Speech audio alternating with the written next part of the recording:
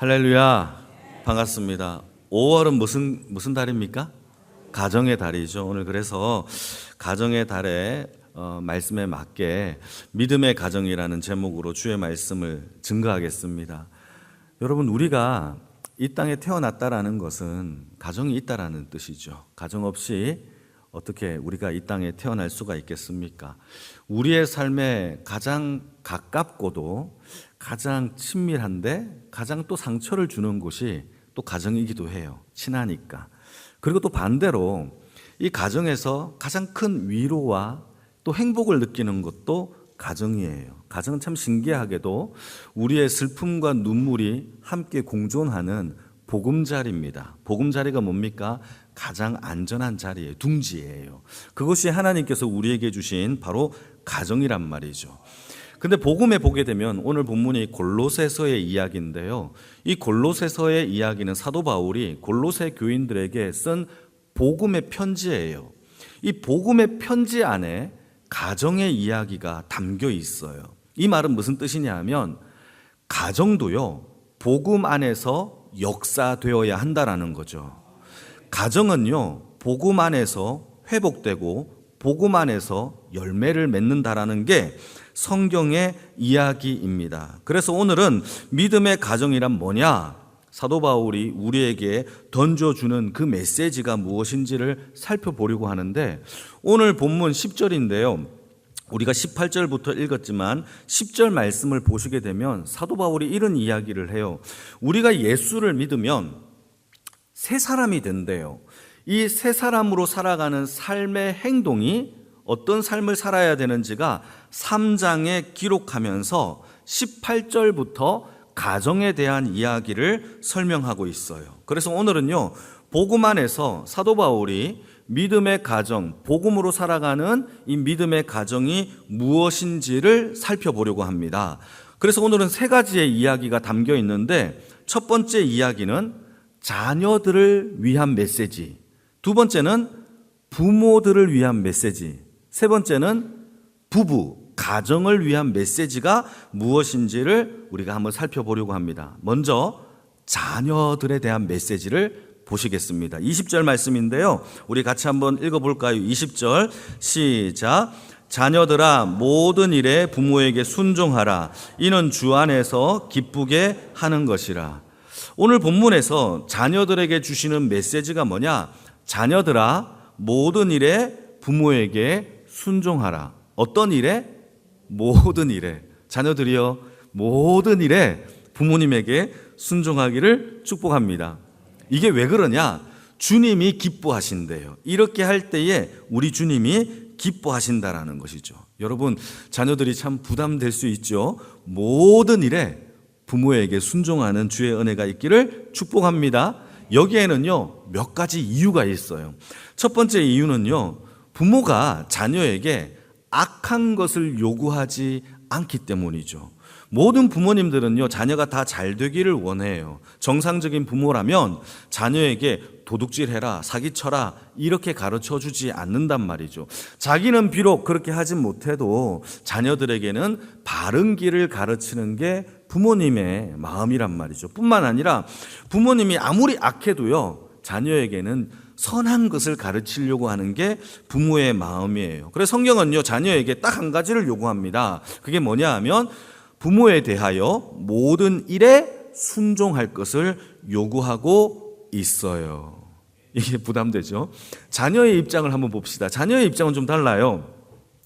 부모님이 요구하고 있는 이 모든 요구와 명령과 충고의 내용들이 다 우리 잘 되라고 이야기하는 줄 자녀들이 모를까요? 알까요? 알아요. 그런데 희한하게도 자녀들이 부모님의 그 요구를 들을 때 희한하게도 잔소리처럼 들려요. 그게 좀 있어요. 그래서 어쩔 때는 그것을 거부하고 또 반항도 하기도 하지만 중요한 게 있습니다. 성경 안에서 우리에게 부모님의 이런 충고와 또 명령과 또 권면에 대하여 자녀들이 잘 들어주는 것, 그냥 리스닝만 잘하는 것도 부모님은 기뻐한다라는 사실을 기억하기를 축복합니다.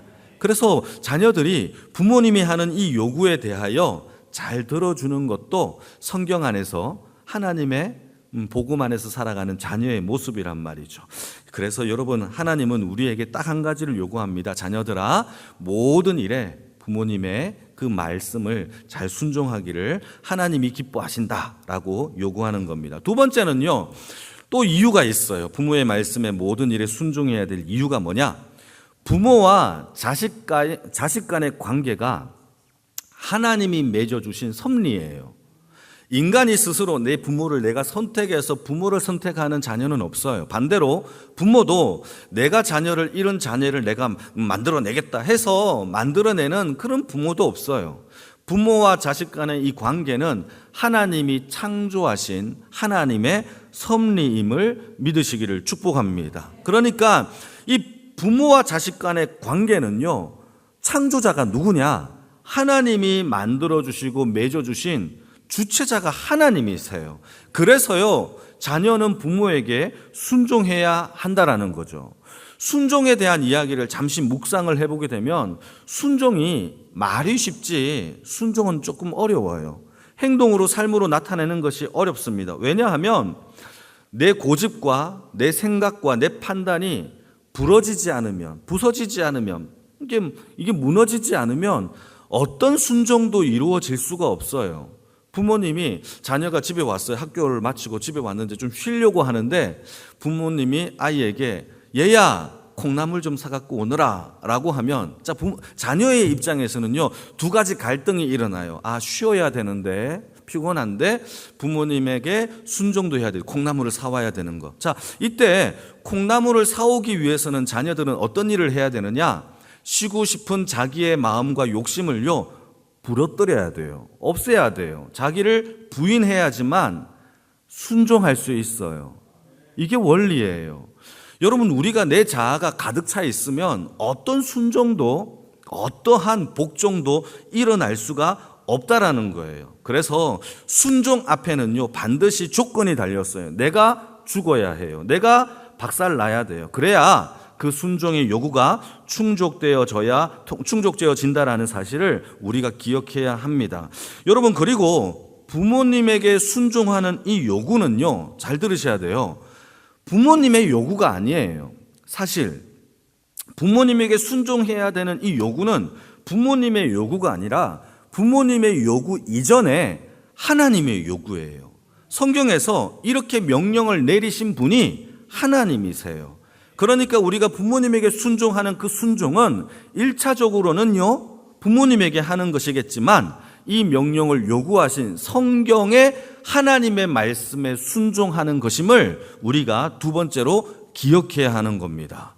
그래서요, 이 순종이요, 우리가 단순하게 부모님에게 순종했지를 넘어서 성경의 요구와 하나님의 요구를 충족하는 하나님께 순종하는 것임을 우리 자녀들이 기억을 해야 하는 거예요. 그러니까 순종의 권위는요, 부모에게 있기 전에 성경의 권위에 있고 하나님께 있음을 기억할 때에 행복한 가정이, 또 행복한 자녀의 삶이 영위될 줄로 믿으시기를 축복합니다. 이걸 믿으십니까? 그러면 부모님이 뭘 가르쳐야 될까요? 성경을 가르쳐야죠. 성경을 가르쳐야 하나님 앞에 순종하는 귀한 자녀가 만들어지는 거예요. 이건 제 얘기가 아니에요. 성경에서 하나님이 자녀에게 성경을 가르쳐야 하나님의 바른 자녀들이 세워진다라고 성경은 이야기하고 있는 거예요. 이것을 하나님이 기뻐하신다라는 거죠. 미국의 목회자 중에서 밀레스 맥퍼슨 목사님이 한국에 번역된 책들 있는데 그 중에서 유명한 책이 하나 있죠. 하나님께 순종하는 잘 되는 자녀, 짧은 책인데요. 이 책의 핵심은 이겁니다. 자녀들이 이 땅에서 형통하기를 원하십니까? 이거를 거부하는 부모님은 한 명도 안 계실 거예요.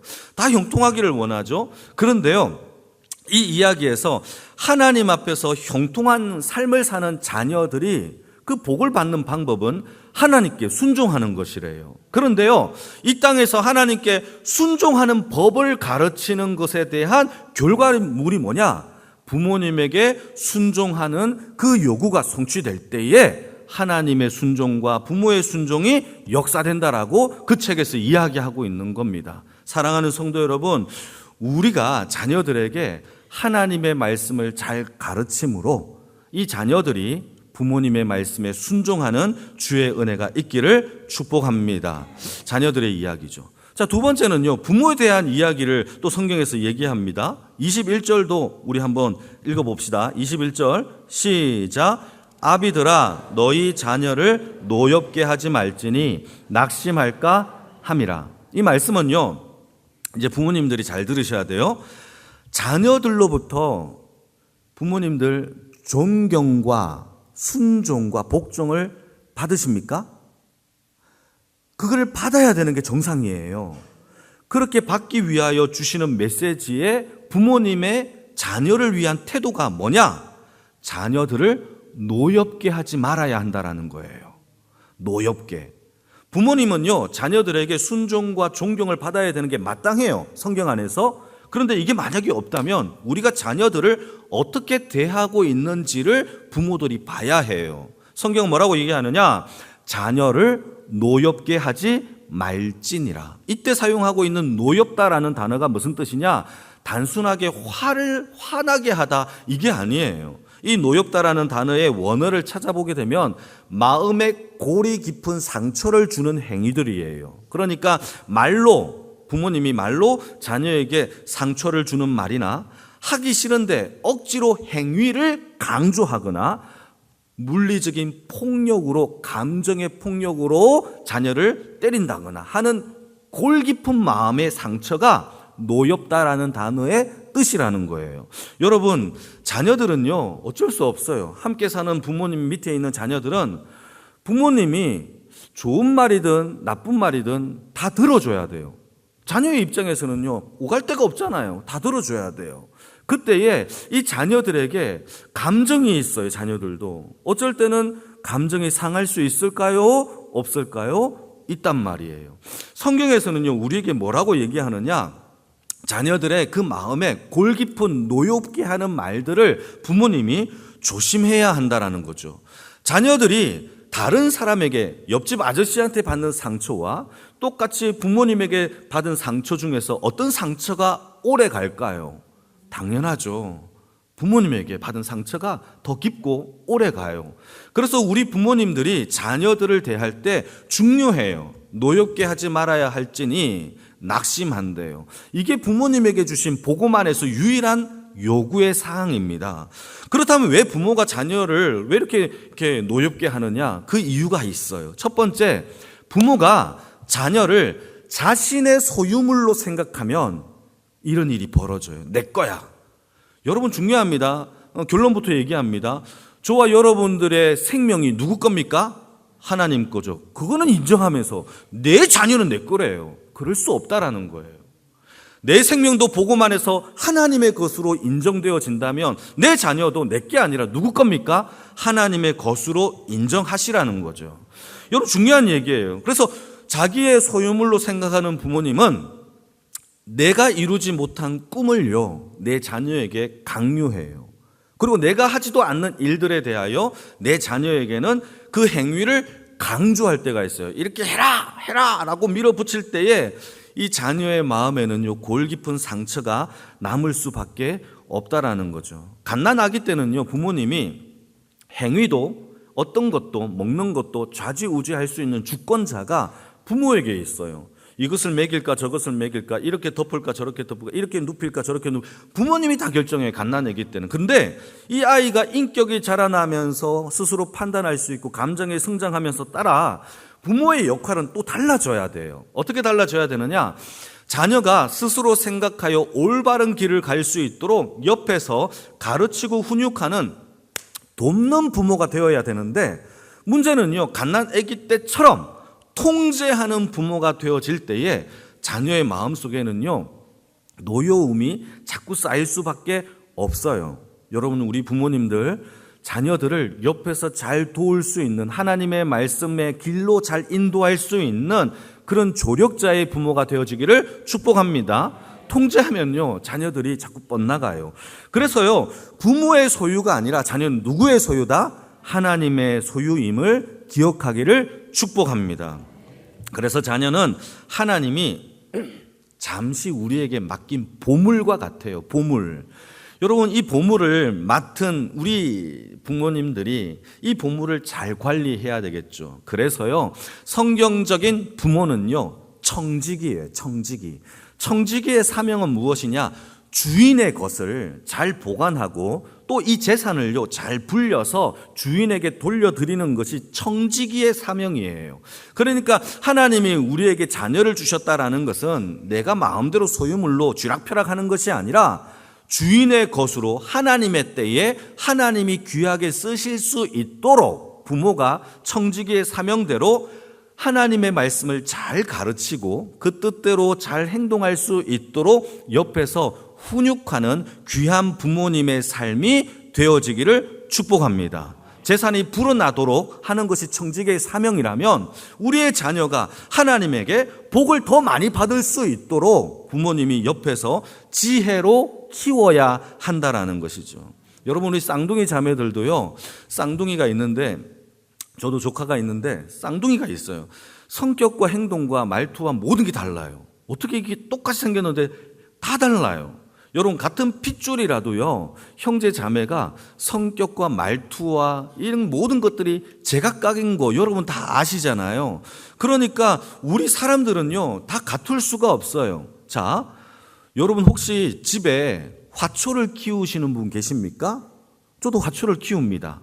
여러 가지를 키우는데요, 이 화초들은요 똑같이 종류에 따라서 각각의 특징들이 있어요. 어떤 화초는요 물을 많이 줘야 되는 화초가 있어요. 반면에 물을 많이 주면 죽는 화초도 있어요. 동의하십니까? 고개 끄덕끄덕. 그렇죠? 예. 화초 안 키우시는 분인 줄 알았어요. 어떤 화초는요 햇빛을 많이 봐야 돼요. 근데 어떤 화초는 햇빛을 보면요 잎이 이렇게 타요. 이런 것이 있죠. 자, 그러면 질문입니다. 화초를 키우는 주인이 내 주권과 내 생각대로 화초를 키우면 돼요, 안 돼요? 안 돼요. 반대예요. 그 주권이 키우는 자에게 있는 게 아니라 키움을 받는 자에게 있어요. 그래서 화초가 가지고 있는 특징과 모양 그 뜻대로 어떻게 해야 잘 키워지는지를 주인이 알고 그 방법대로 키워야 많은 열매를 맺을 수가 있다라는 사실이죠. 그게 바로 자녀를 키우는 방법인 거예요. 우리 삶도 마찬가지입니다. 하나님이 우리에게 주신 생명을, 하나님의 자녀를 여러분 내가 주체가 되어서 내 마음대로 하려고 해요. 그러면요 이 아이가 잘 자라는지 안 자라는지 그걸 모른단 말이에요. 자, 질문 던져볼게요. 우리의 자녀를 키울 우리 같이 함께 사는 부모님들이 대답하시면 됩니다. 우리 자녀가 가장 좋아하는 음식이 뭔지 아세요? 가장 좋아하는 반찬이 뭔지 아십니까? 이 정도는 조금 아실 수 있겠죠. 같이 사니까. 그런데요, 가장 좋아하는 연예인, 가장 좋아하는 어떤 취미생활 이런 거 아세요? 집에 가서 물어보세요. 아마 많이 모르실 거예요.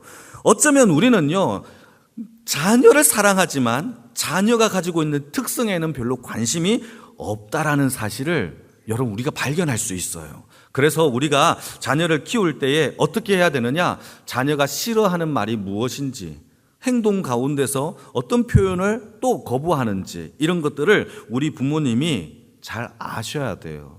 그래서 여러분 우리 자녀에게 아프게 하지 아니하고 복음 안에서 바로 키워내는 청지기 같은 그런 부모님들이 다 되어지기를 축복합니다. 그래서요 주인의식이 아니라 부모는요 자녀에 대하여 청지기 같은 마음을 회복해야 됩니다. 맡기신 생명, 맡기신 보물, 하나님을 기쁘시게 하는 자녀로 성장하도록 돕는 부모가 되기를 축복합니다.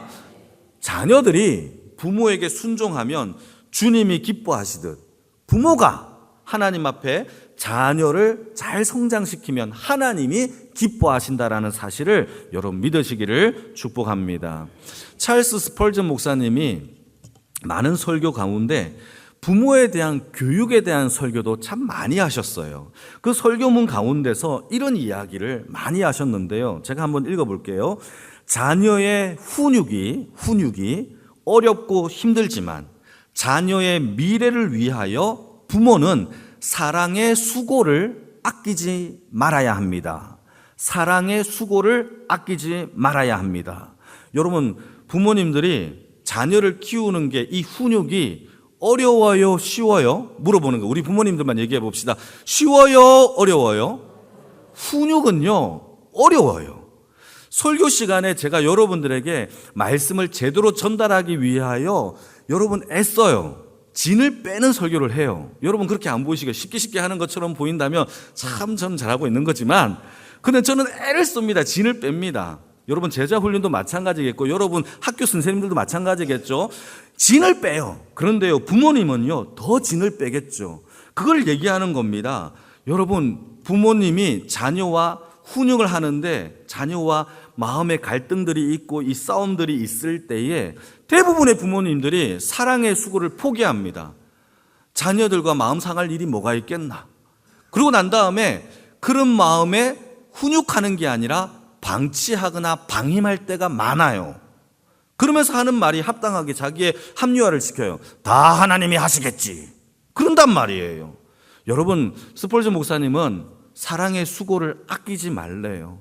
진을 빼더라도 그 일들을 감당하는 게 부모의 일이래요. 부모님들 믿으시면 아멘.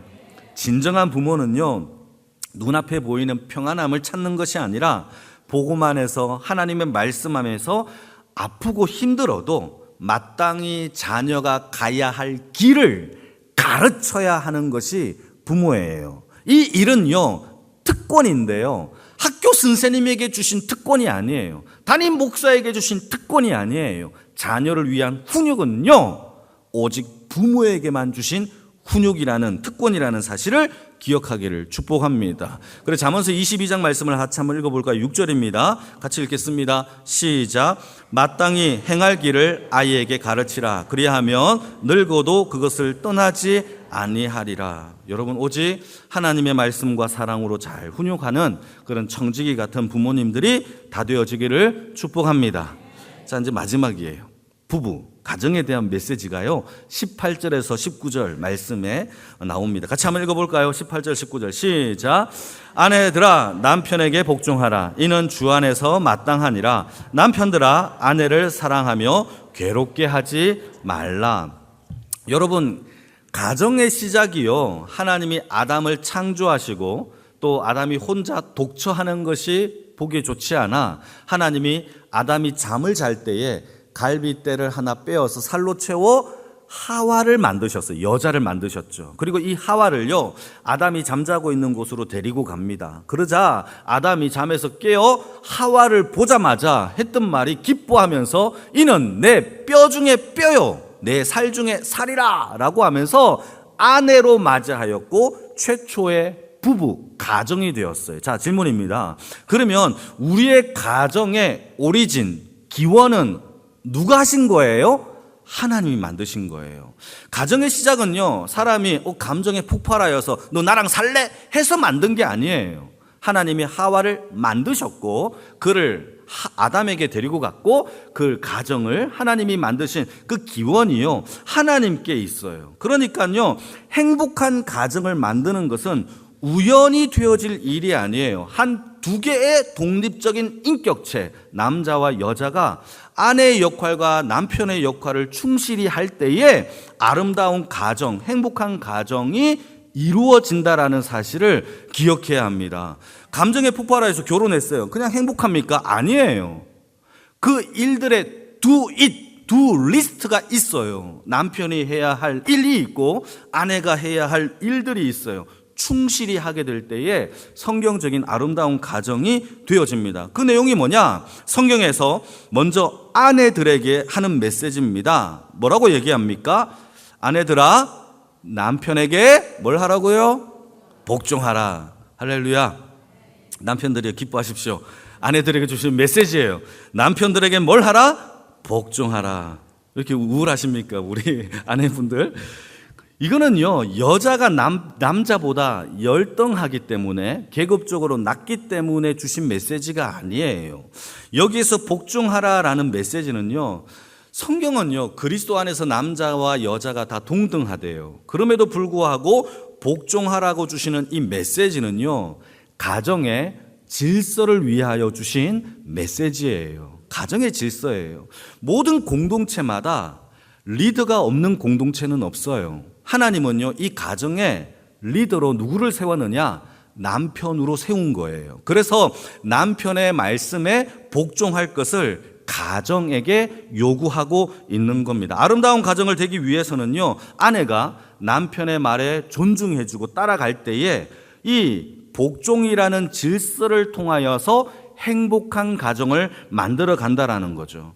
예수님이 하나님의 말씀, 성부 아버지의 말씀에 복종함으로 그들이 하나가 된 것처럼 가정은요, 언제 하나가 되어지느냐? 아내가 남편의 말에 복종할 때에 가정도 하나가 된다라는 것이 질서 속에 만들어진 하나님의 행복한 가정의 비결인 거예요. 사랑하는 성도 여러분, 여러분 아내들이요, 남편에게 복종하는 그러한 질서가 있는 하나가 되는 가정이 되기를 축복합니다. 자, 이번에는요, 반대로 남편에게 주시는 메시지예요. 메시지가 뭐냐?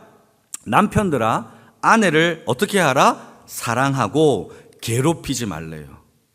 좀 괴롭히지 마십시오. 남편들이요, 사랑하고 괴롭히지 말래요. 여기서 말하고 있는 사랑이라는 것은요, 단순한 감정이 아니에요. 감정이 아니라 에베소서에 보게 되면은 사랑이라는 단어를 설명하는데, 예수님이 교회를 사랑하여서 교회를 세우기 위하여 예수님이 십자가에 죽으신 것처럼 사랑하는 것이 사랑의 뜻이에요. 한번 읽어볼까요? 에베소서 5장 25절입니다. 남편들만 한번 읽어보겠습니다. 시작. 남편들아, 아내 사랑하기를 그리스도께서 교회를 사랑하시고 그 교회를 위하여 자신을 주심같이 하라.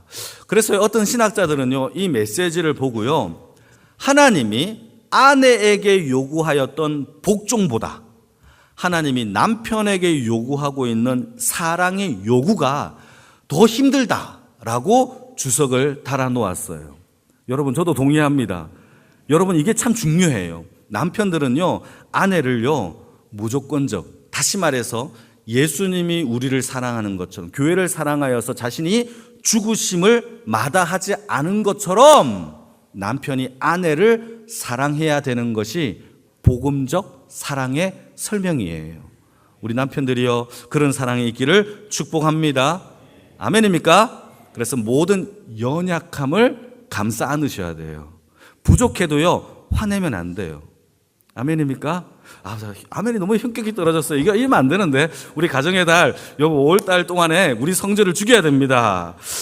아내의 연약함을 감싸 안으시고요, 아내가 하는 모든 부족하고 허물들을요, 남편이요, 다 참아주고 기다려주고 믿어줘야 한다는 것이 성경의 사랑의 요구예요.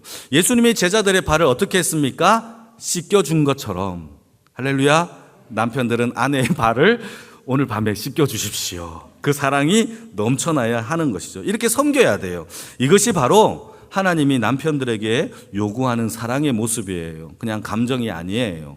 그게 아니라 우리의 삶 가운데서 헌신과 낮아짐과 복종의 삶이 우리에게도 동일하게 쌍방간, 서로 간에 복종이 있어야 되는 것이죠. 두 번째로 남편들에게 한 가지를 더 요구합니다. 그게 뭐냐? 아내를 괴롭게 하지 말라라고 얘기하고 있어요. 여기서 말하고 있는 괴롭게 한다라는 행위는요, 원어를 찾아보면요, 화를 내다, 그리고 뿐만 아니라 욕설을 하다, 폭행하다, 이런 뜻이에요. 그러니까 괴롭게 한다라는 것은요, 아내에게 화를 내는 것, 그리고 또 욕설을 하는 것, 그리고 또 힘이 더 세니까 힘으로 제압하는 것, 이 모든 것들이 아내를 괴롭게 하는 내용들이에요. 여러분, 부부간의 관계 속에서 누가 힘이 더 셉니까? 남자가 더 세죠. 그러니까 화를 누가 더 많이 낼까요? 남자가 더 많이 내요. 인정하십시오. 인정하셔야 돼요. 그러지 말라라는 거예요. 괴롭게 하지 마시라는 거죠. 하나님 아버지의 말씀 앞에서 우리가 아내를 사랑하는 방법이 정확하게 어떻게 해야 되느냐? 그 인격을 인격체로 존중해야 되고요, 따스한 말로 위로해 줘야 돼요. 그럴 때에 아내는 남편에게 나 사랑받는다 라는 것을 느껴요. 아멘. 왜 안 하십니까? 오늘 너무 부담되고 시험에 들지 마십시오. 남편들이요, 예, 시험에 들면 안 돼요. 여러분, 우리가요, 성경적인 가정을 만들어 봅시다. 이 말씀에 순종해 봅시다. 힘들더라도 한 가지씩 내 자신을 꺾어 부러뜨려 부인하여 우리가 순종할 때에 하나님께서 요구하시는 아름답고 행복한 가정이 만들어질 줄로 믿습니다. 여러분, 아내분들에게 물어봅니다. 나는 사랑받는 아내이다 라고 생각하시는 분들만 아멘. 예, 한 5분 계시네요. 예, 내년에는 다 그런 아멘의 역사가 일어나기를 축복합니다. 존 파이프 목사님이 마지막으로 이런 얘기를 했어요. 자신의 책에 이런 이야기를 합니다. 결혼이란 뭐냐? 결혼은요, 그리스도의 사랑이 어떤 것인지 온 세상 사람들에게 보여주는 하나님이 세우신 모델이래요. 모델.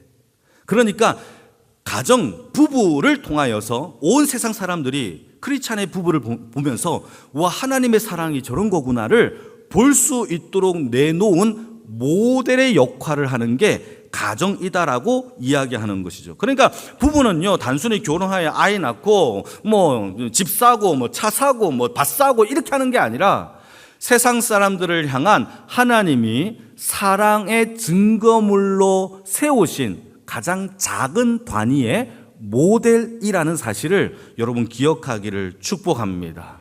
그런 모델로 세상 사람들이 나는 너희들의 가정을 보면 하나님의 사랑이 뭔지 알겠어라는 그러한 고백을 듣는 5월의 가정의 달이 다 되기를 축복합니다. 그래서 그 은혜가 넘치면서 자녀들은 부모에게 말씀으로 순종하고, 부모는 자녀들을 존중하고, 부부는 서로 사랑함으로 온 세상에게 그리스도의 사랑을 증거하는 아름다운 가정과 모든 영광의 식구들이 다 되어지기를 주님의 이름으로 축복합니다.